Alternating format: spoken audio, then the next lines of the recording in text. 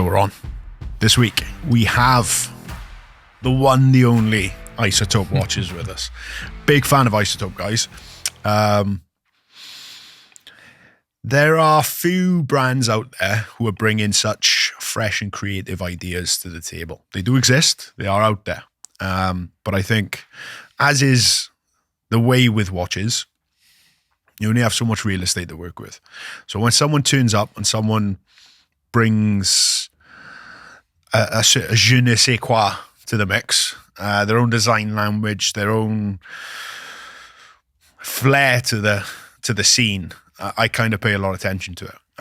Isotope very much did that for me. And I love how the designs on their watches are very much kind of party in the front, but business in the back. It's a serious piece of kit at the same time. They're making two watches you can have fun with. So naturally, I reached out to Isotope. And today with us, we've got José from Isotope Watches. Welcome, mate. How you doing? Oh, thank you so much for having me. My pleasure. Very well, thank you. Good, mate. Well, mate, it's a pleasure to get you on, and thanks for making the trip. I know it's a bit of a journey for you.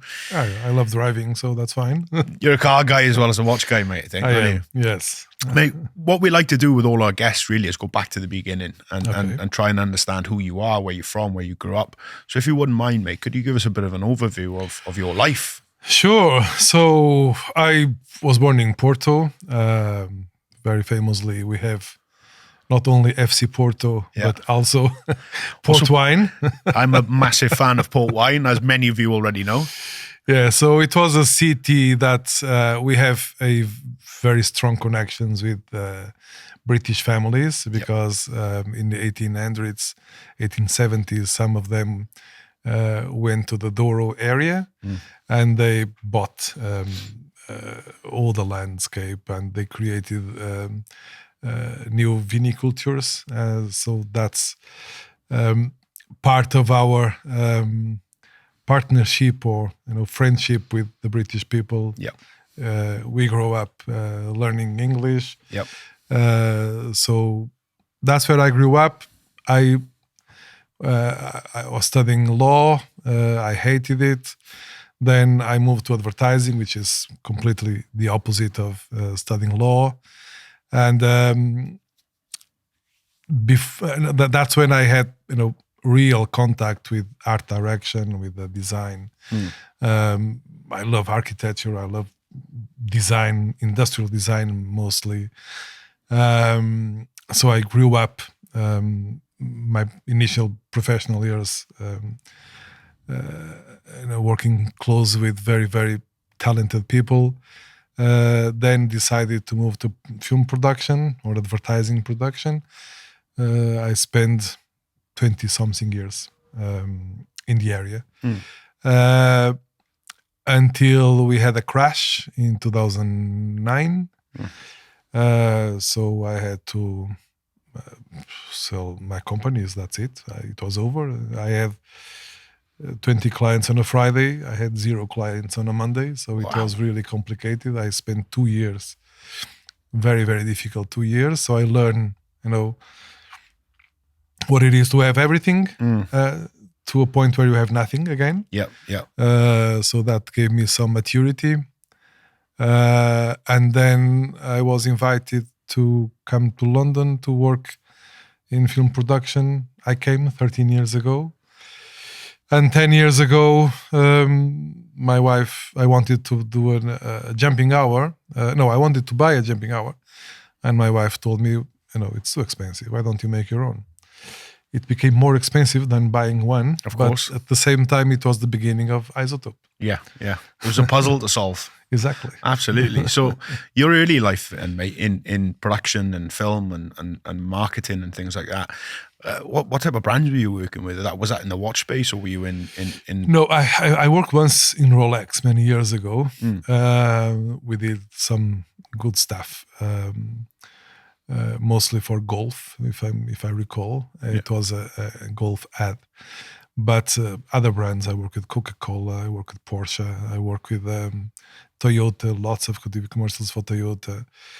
We work with Sega. We did the release of the Mega Drive a few years ago. Sega. We did that. Pizza Hut when they came to Europe as well. Yeah. many other stuff.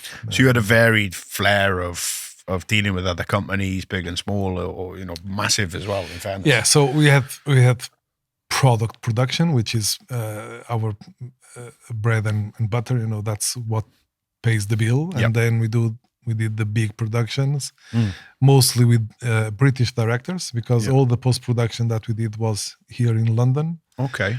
Not here, there in London. Yeah.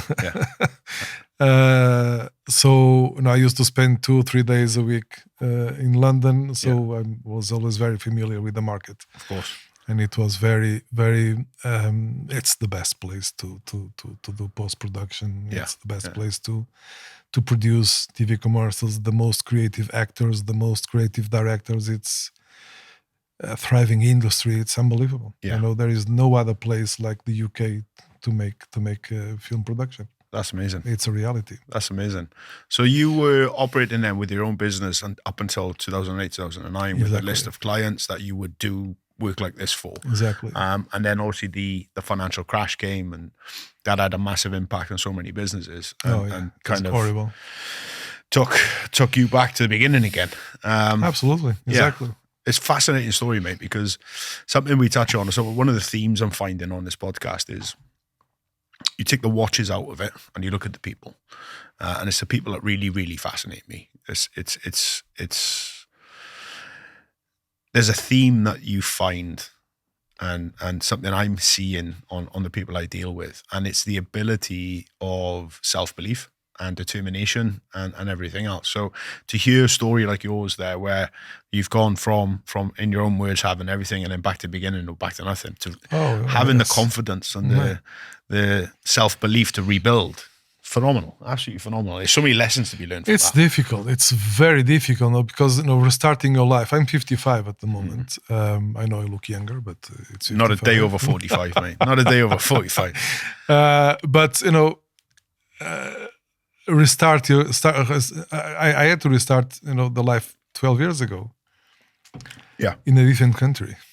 Yeah, it's very difficult. It's challenging. Very difficult. Yeah, no one imagined. And back then, before Brexit, we were very well received. We were, it was different. Yeah. It's a fact. Yeah.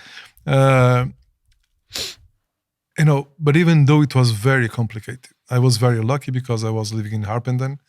It's a small community, very friendly. They have excellent Italian restaurants, and fish and chips as well. Of course, yeah. Both of my favorites. And but it was really complicated because although the advertising and production industry pays very well, as commonly it's difficult to rebuild. It's very difficult, and with children and wife studying, it's complicated. She has been studying math all her life. For her, math is a second language. Okay, yeah. And then she started working. Her dream is to become a doctor. Okay. So she started studying to become a surgeon, and that's why we moved now to Enfield. Okay, next to Brighton, because she's studying down there, and that's it.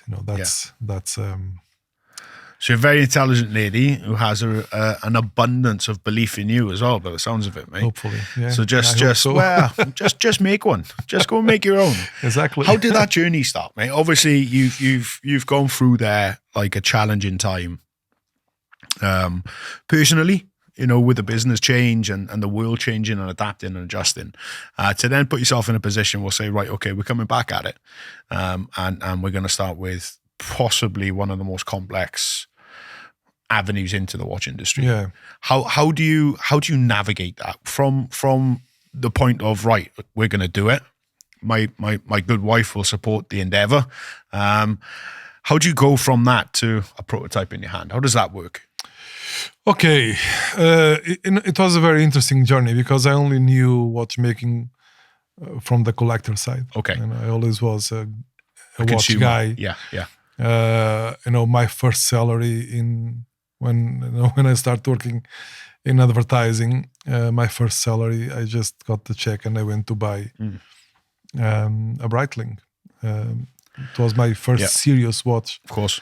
a quartz Jupiter with a Miyota. With a Miyota, of course. I had no idea what Yeah. I was buying, but I love that watch. Yeah. I still love that watch. Do you still have it? Unfortunately, no, Yeah. because in 2009 I had to get rid of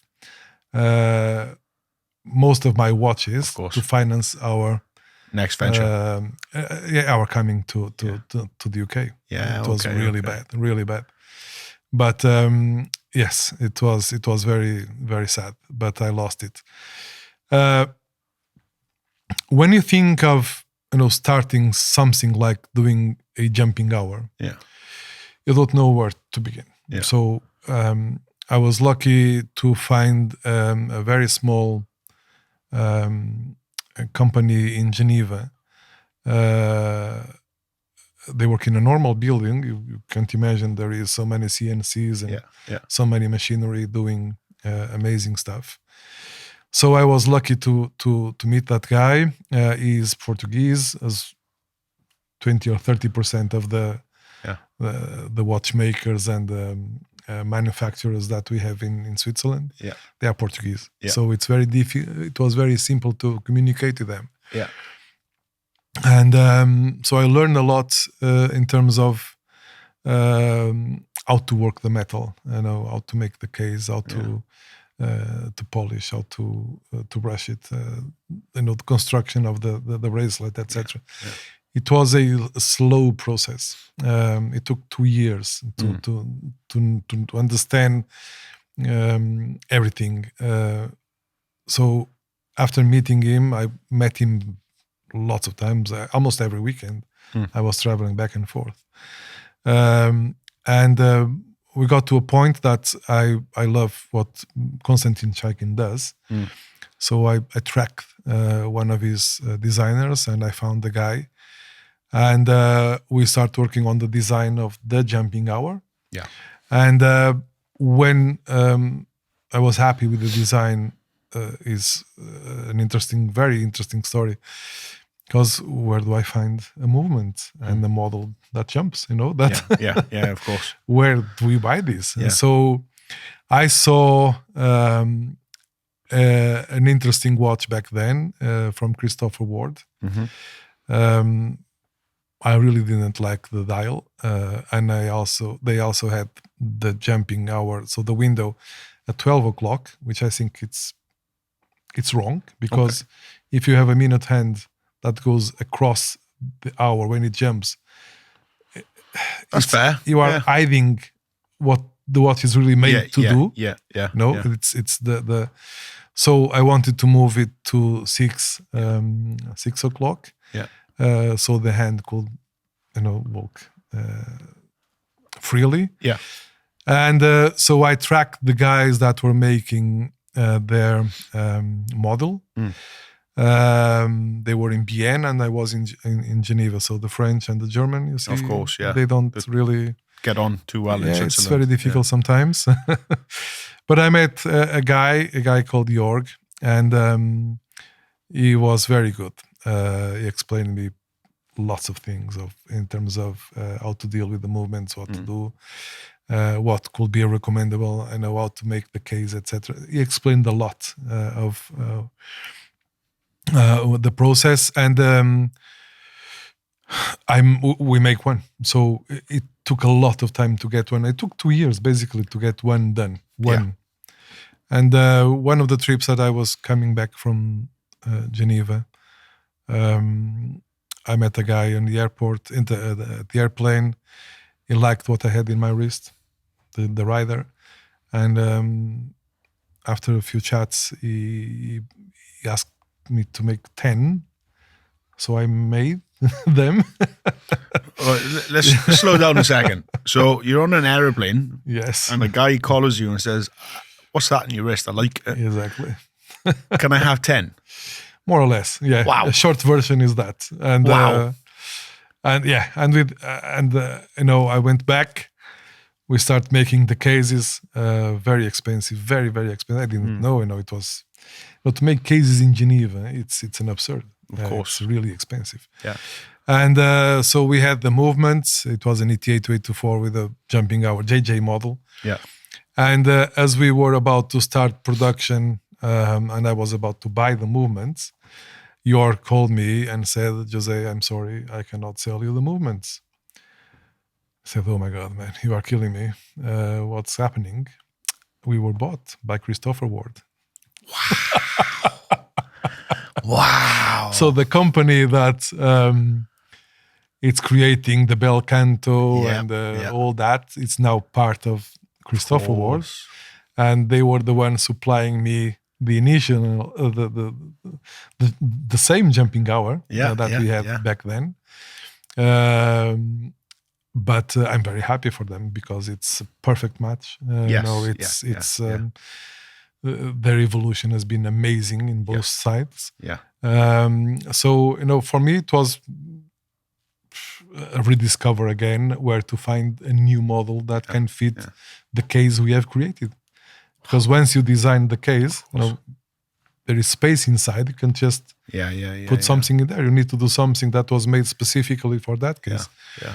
So I found another supply in La Chaux-de-Fonds, and we did 99 watches, and they are all gone. They were all gone after a couple of months. Most of them for Dubai, some for Canada. Almost sold one for Liverpool. Really?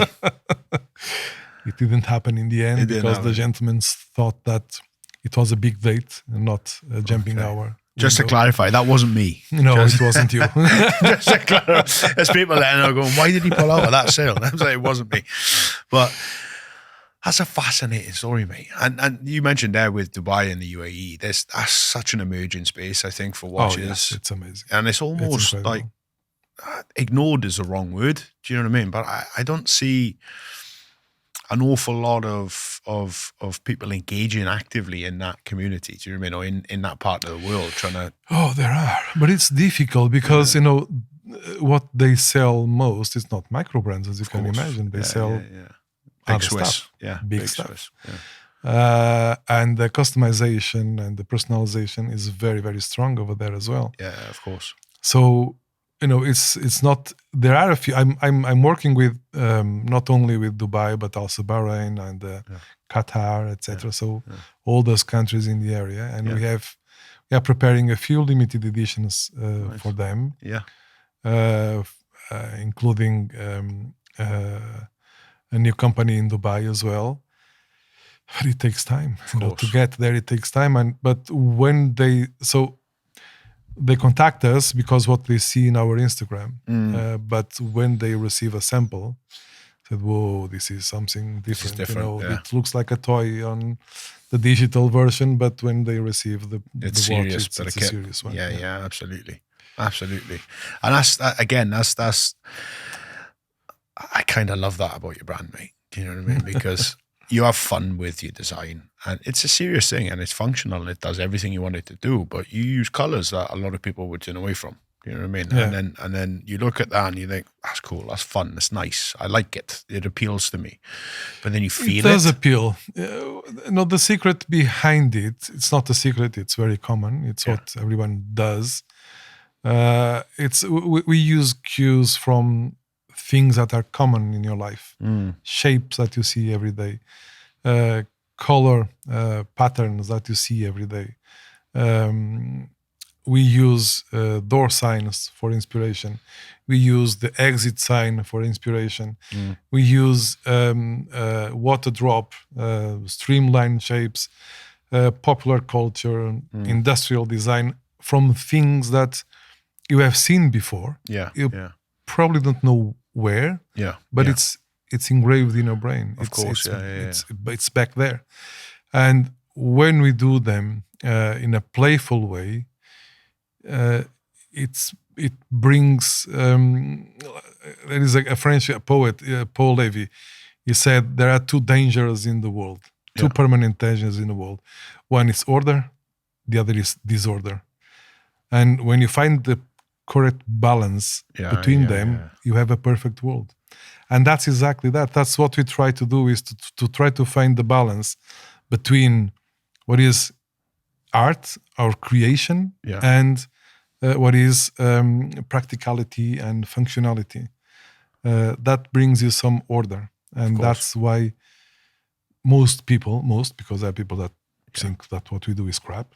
It's fine, but that's what most people think it's cool, and they lock it. And it's different when they receive the watch and I receive the email. Oh, this is not what I expecting. No, this is much better. And I said, oh, okay, thank you. Yeah. And I think that's it. So you were at the show on Saturday, mate, and honestly, mate, I was there and I tried to come over like 3 times, but you were mobbed with people, and you were busy. Not as mobbed as Underdog. Oh, mate, I don't think. Yeah, that was fantastic. That's brilliant. I've never seen anything like that in my life. No, I never saw that. It was fantastic.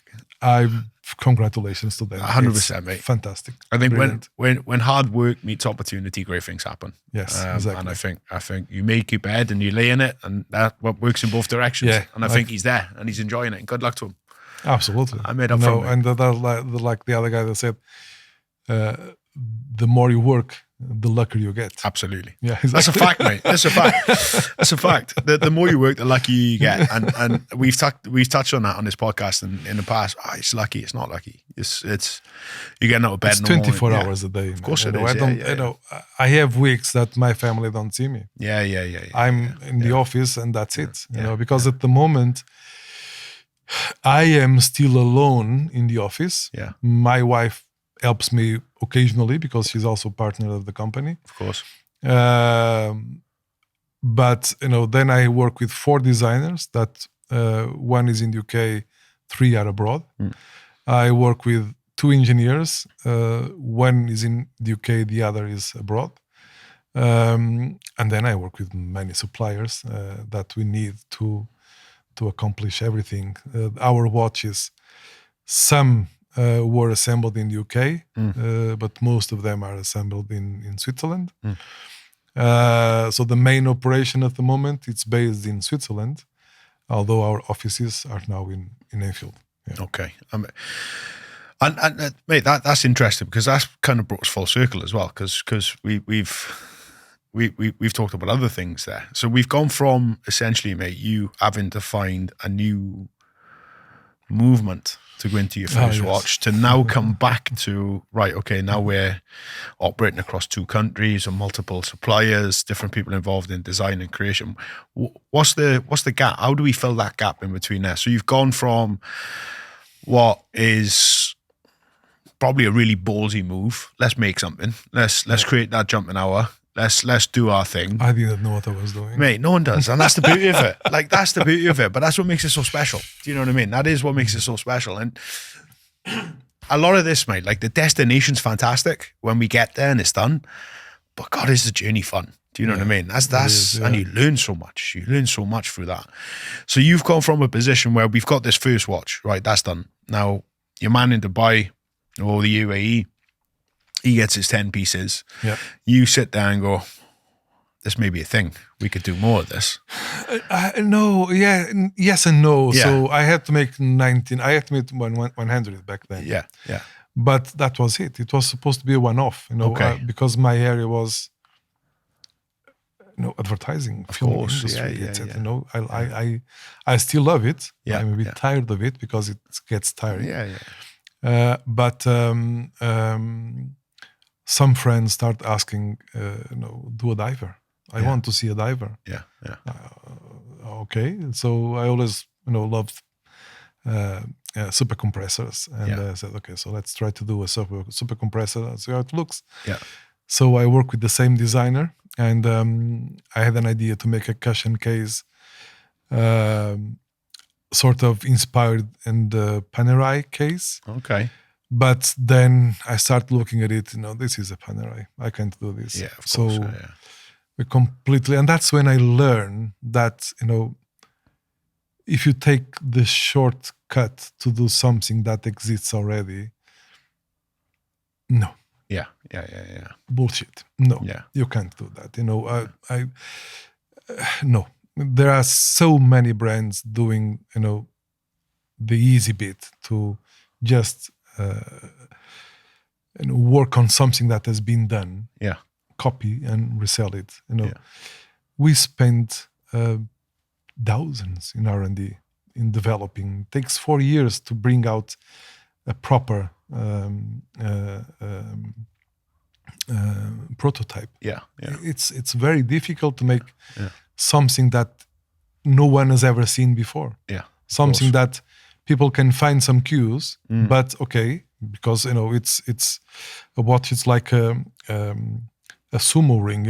Everything happens in the circle. Of course, yeah. If you get out of the circle, like a sumo ring, right? That's fantastic. I've never thought of it like that. I've never heard that in my life. No, it is. It's true. Everything happens there. If you are out, it's gone. Goodbye. You lose. Yeah. So you need to focus on what's happening there. Of course.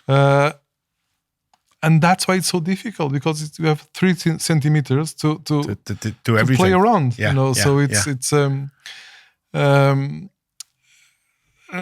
that's why it's so exciting to understand and to try to make them as original as possible. Yeah. And that's what gives me, let's make another one, and another one, another one. Yeah. I have about 10 prototypes in production. Yeah. This podcast is sponsored by zulualphastraps.com. Zulu Alpha Straps make some of the best watch straps in the market, and we do it all here in the UK by hand. As a listener of the Making Time podcast, you can enjoy 15% off on your next order by using the discount code MakingTime15. Your support makes this podcast possible, so please head over to zulualphastraps.com so we can continue to bring you fresh content. Now, back to the show.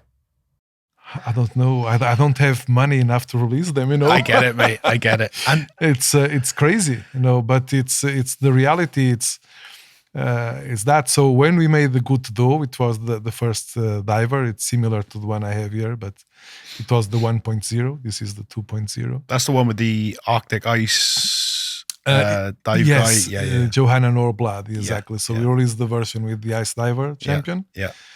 She tested it underwater, cold water. She did amazing things with it, and it works. Fantastic. All of them that we sold 5 years ago now, they are all working. They are still working. They are still alive. Yeah. Which is very good. Which is really good. And the other day I was in the subway, and there was a guy, and he had a Good Dough, and I said, "Oh fuck, this is unbelievable! This is so cool." There's no feeling like it, mate. There's no feeling like it. It was really cool to see it. Yeah. So we designed that Good Dough. It went very well. Everybody loved it.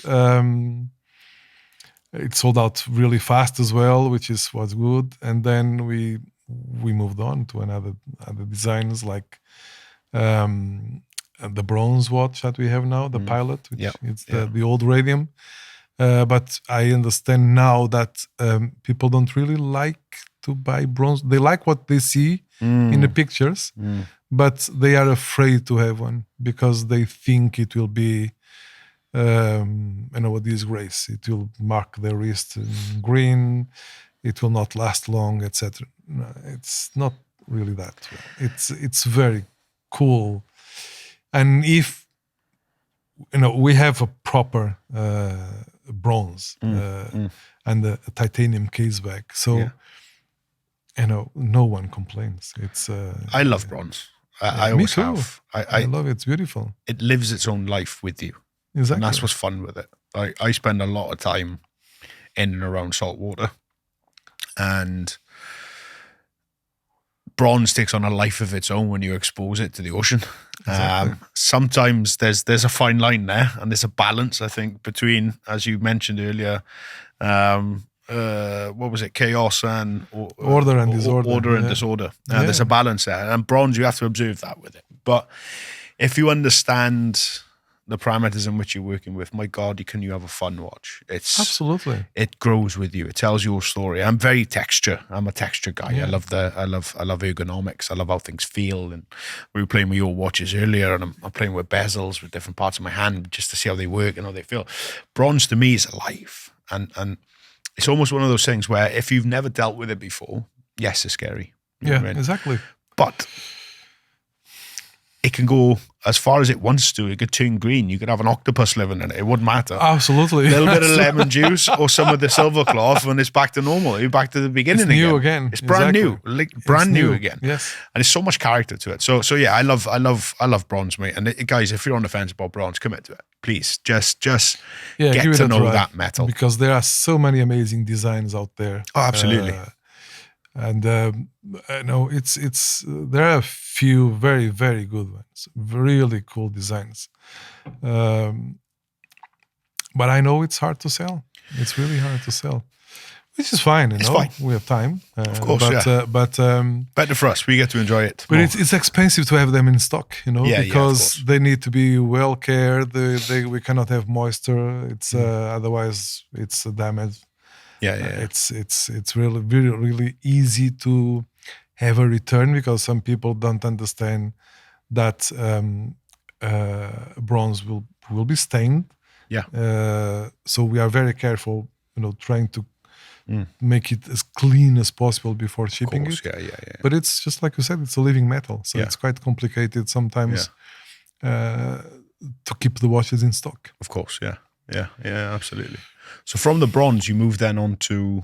Yeah, so from the bronze, I always wanted to make a proper diver's case, so professional diver's case. And so we took about 4 years to develop the hydrium case. Hydrium is a dead word for hydrogen. And I found it was available to register, and I chose to. Why not? Yeah, let's go for it. And everybody, understands what hydrium means now. And we made the case in a very professional way. So it's a proper tool watch. It's 14.9 millimeters with a double dome crystal on top. It can withstand up to 500 meters, although we declare 300 meters only. And the big test, so we made about 7 prototypes. We started with titanium, but I wanted to do something that I had never seen before, which was to bring colors and different hand shape and different approaches to a massive watch case. Not massive, but on the larger side of stuff. It's 40 millimeters, so it's not too big. But it's a, when I say massive, it's because it's a tool watch. You can do basically everything you want with it. And to do it in titanium, after a few tests with the blues and the whites and the reds and the yellows, it looked like a toy because it was too light. It didn't look like a proper watch.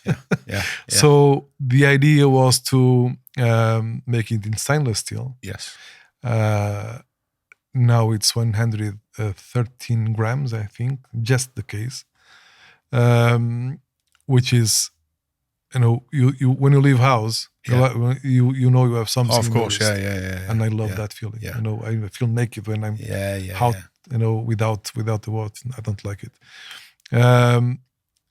So after testing it, I wanted to have the look of the titanium as well.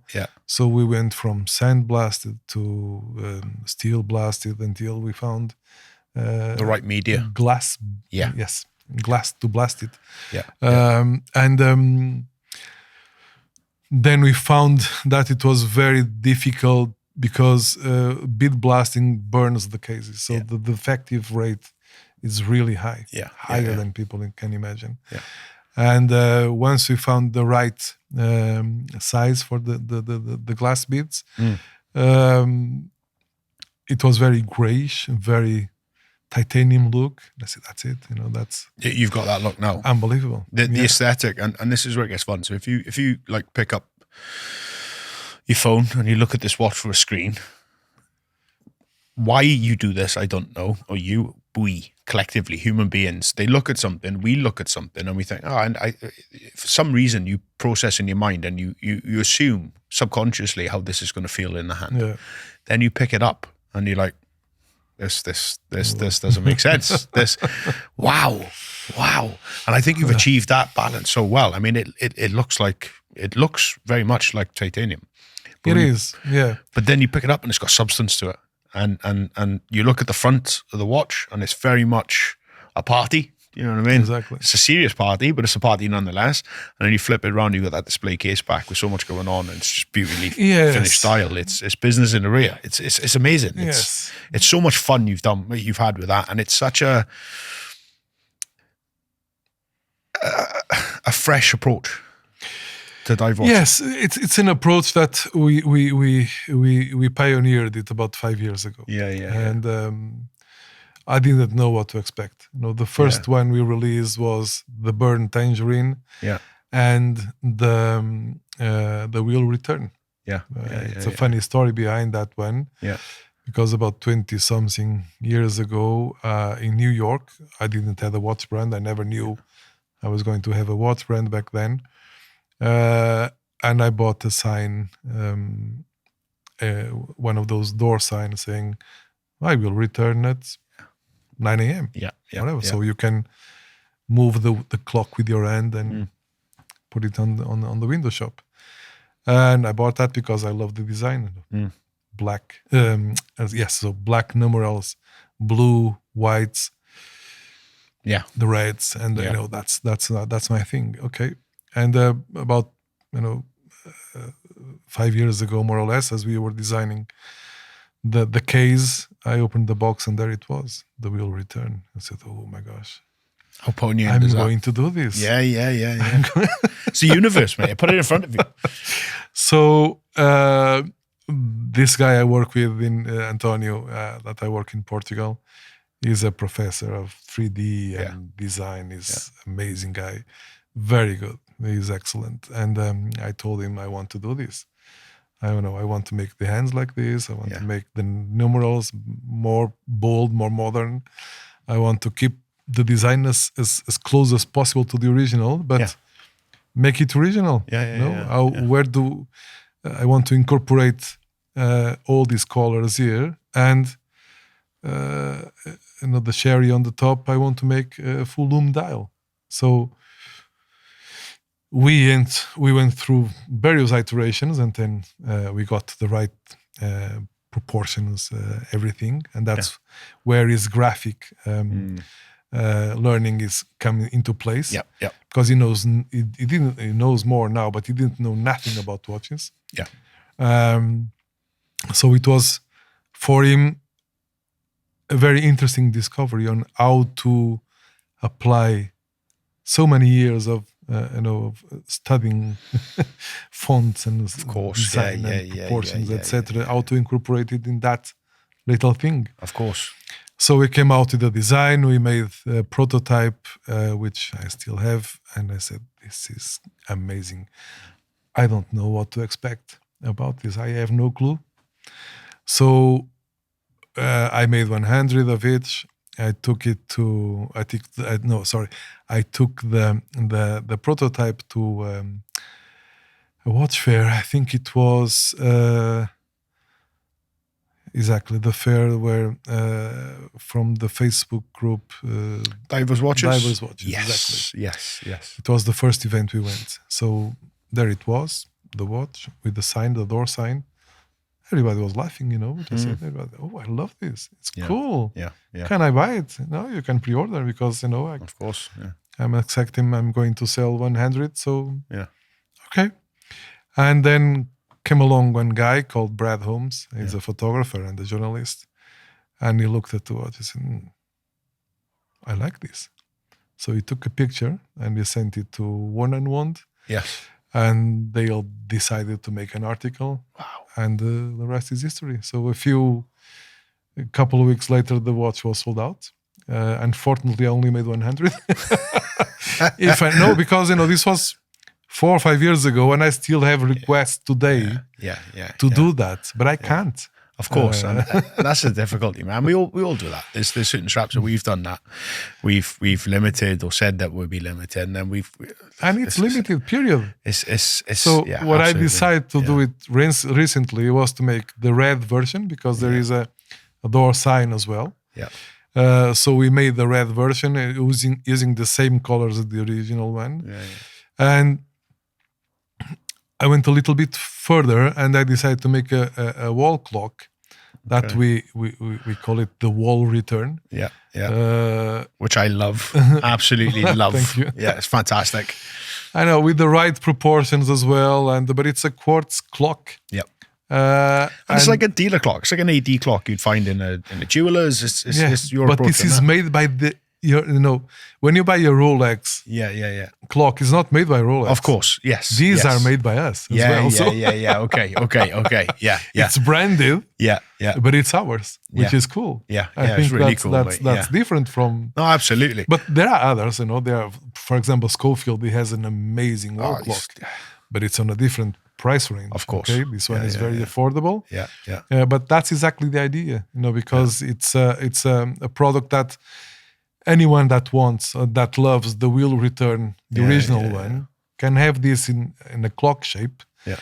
And at night they will even have fun because the watch is full of Luminova on the dial. So. Hey, I'm so excited.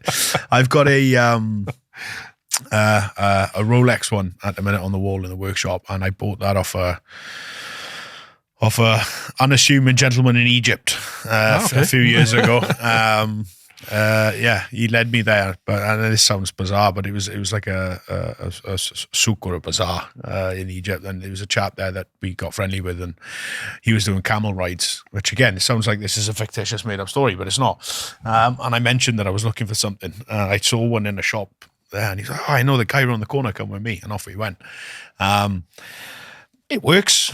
It's obviously not a real AD one. It's something. It's a bit of fun I've picked up somewhere, but we need an upgrade, mate. Do you know what I mean? So to be able to, I'm chomping at the bit to get one of yours off you, mate. Oh, thank you. It's so much fun, and again, even doing that and going through the process, the iterative process to follow that. You've done that in such a way where no one really does that. They go wherever and they buy a generic movement and they just make sure the hands fit in a certain way. You've rubbed it out and drawn it again. You've really come at this properly. It's been a 1.5 years to find the right supplier to do it. It's very difficult, very difficult. Someone that goes through this path to make a clock, because now I'm sure that other brands will start making their own clocks as well. Yeah. They will suffer a lot to find the right supplier. Of course, and I spent lots of money to get to this point. It was probably more difficult and more expensive than to make a wristwatch prototype. That's fascinating. Are you happy? Yes. Yeah, with what you've got with. And here's a question. So if you knew how difficult this would have been in the beginning, would you have, looking back at it I love it. It's not a job. This is a hobby that became our bread and butter. It's I love it. It's fun, mate. I must say. It's fun because, I don't consider myself an artist, but I have some people telling us what you are doing is art. Okay, it's art, but it's functional. It's something useful, something that you can wear or you can keep it in a box. But every time you use it, every time you see your watch, it's fun. It needs to be fun. It needs to help you be happier. To be. It can change your mood. Yeah. For example, I love the watch you have on your wrist today. Yeah. It's one of my favorites ever. And it matches perfectly with your Land Rover. Yes. Period. It's your mood. It's the stage that you are in your life.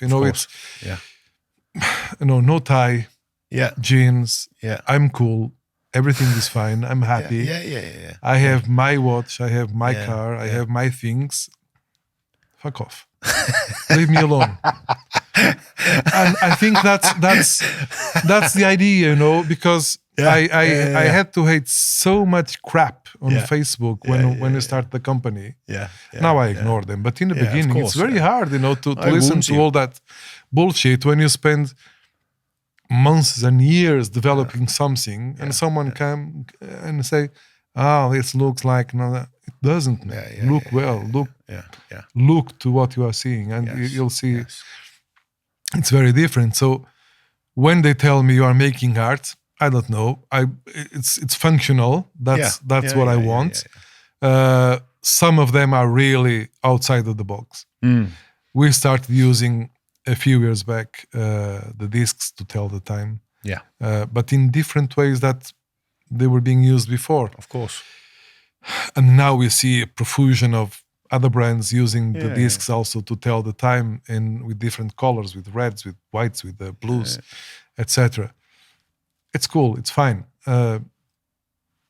It's I can't register that. It's I don't own that. Of course. But I own a few ideas, and I am proud to have been the first one to do them. Yes. Like the Exit watch, for example. Yes. Which I think it's something that no one thought about, and we have 500 years of watchmaking, for example. Course. And for example, the GMT, we were the first ones to include a rotating disc. Obviously, it's rotating, but also a disc to tell the second time zone. Of course. We are now making a chronograph, and on the subdials we use discs, but it's not the wandering discs. It's discs look like hands. They cover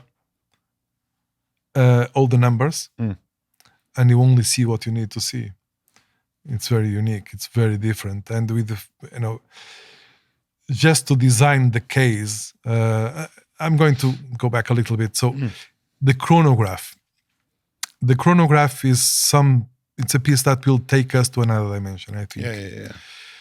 It will be released very soon with Revolution watch. And 2 or 3 years ago, I lost count. I was, having a meeting with Waco from Revolution, and I showed him a few watches that we were creating. I showed him the Mercury. And the Mercury, it's going to be our first dress watch that will be released in April with them. It's our first polished watch. It's something that I never thought I was going to say. I have a polished watch, but I do. Yeah. And they are being assembled. They are assembled now. We are to be being checked, and it's so beautiful. It's so beautiful. But it has a twist.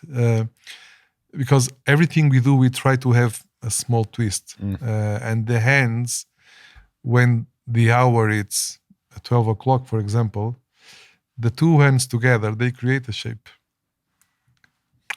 You need to see it. I cannot speak. So, keep some of it, mate, as an Easter egg for when that pops up. No, I can. It needs to be a surprise. Of course. I can tell that when I showed it to Wei, he thought, I like this. If you do it this way, with this small detail, I will release it with you. I said, okay, let's do it. That's fun. I said yes, but the detail he asked had never been done before. So it took me 6 months to find a way to do it. Of course. All the dial makers in Switzerland told me it's impossible. Said no. Nothing is impossible. This is the 21st century. Nothing's possible. So we found a way, and it's done. It's perfect. It's beautiful, and everybody will love it. I'm excited. When's that coming, mate? In April. Fantastic. That is the Mercury. And at the same time, in the same meeting, I showed him the chronograph. And the chronograph. So I started designing a chronograph about 4 years ago, and when I was almost releasing it 2 years ago. There was an avalanche of chronographs. Everybody had a chronograph, inspired on the 70s and the 60s and the 30s and the 50s, everywhere. All of them very, very classic, very inspired in what has been done before. And I had another one. And I said, no, we are not going to release this one. So scrap it. I went away for a couple of days, and I love comic books. It's one of my things. And there is a book called The Incal. Okay. The Incal was written by Jodorowsky and designed by Moebius, which is a French comic designer. And they are two genius. Jodorowsky is still alive. Yeah. He tried to make the movie Dune, but no one had the money to make it the way he wanted. Yeah, yeah. And Moebius passed away a few years ago. Yeah. But their legacy, it's unbelievable. And their designs and their mind, full of cocaine, full of heroin, whatever, they were in, fine. Yeah, yeah. They designed the future. They have so many cues, inspired in the 70s, in the 90s, industrial design, but transported to the future with fluid shapes, streamlined shapes, and adapting simple details, imagining how they will look in the future. Yeah. So reading that book again, and I said, this is the way. Just like the other guy used to say, this is the way. Yeah, yeah. And we came up with a different shape for the case. We came up with a crystal sapphire in a way that has never been done before. No one has ever cut a crystal that way. Yes. And then my designer made an amazing dial, beautiful dial. And when it was ready, titanium 5, so it's really, really difficult to make it. I said, what about if instead of small hands in the subdials, we have discs? So it has been my struggle for the last year and a half, because to bring those ideas to reality, when you receive a watch, that's so simple. Yeah. Yes, it is. Yeah. But to get here, it's a big job. We have to slightly change the movement. We had to find the proper dimensions, the proper size, the proper weight, so the subdials can handle the torque of when it's reset. Yeah. It's a really, really, really hard. So we found a way to do it. Very different from everything else that you have seen so far. It's beautiful. And when I showed to Wei during our conversation the designs and the 3D, how it was going to work, he said, I want that as well. So we are releasing that one with them as well. I'm excited, mate. I'm excited. And This is so much fun. I enjoy design so much, man. I've said this, since we've been sat down and since we've been together today. It's you find a way to make serious watches fun and engaging. Yeah. And you do it it's almost like a subliminal way where you don't know why, but you associate with something because naturally it's something you've seen throughout your day or you see every day or something that resonates in your brain. It's in there. It's just hidden away in a little locker somewhere. But these colors, these designs, the little man on the exit, do you know what I mean? These things just pop up and they're like Easter eggs once you realize what they are. It's not in your face. It's not. No, you need to live with it. Yeah. To understand where the textures are, the brush of hands, the details, the where the droplets are, the logo, where is it? It's you will find things in your watch. For example, the chronograph has 2 Easter eggs, very difficult to find. But people will find it. They'll find them, and someone will share a picture. Please don't mention that here. No. I'm super excited. People will need to discover it because it's really cool. Yeah. It's Absolutely. really cool. And mate, I'm excited, guys. Please, if you haven't, check out Isotope. Mate, thank you so much for making the time to come up today, mate. I'm so grateful. My pleasure. Where can the guys find you? We are on isotopewatches.com or .co.uk. We have Instagram, Twitter, YouTube, Isotope Watches. Fantastic. Well, guys, That's it. please don't waste any time. And if you're on the fence, don't be. These things are serious tools. They just happen to be fun. Until next time.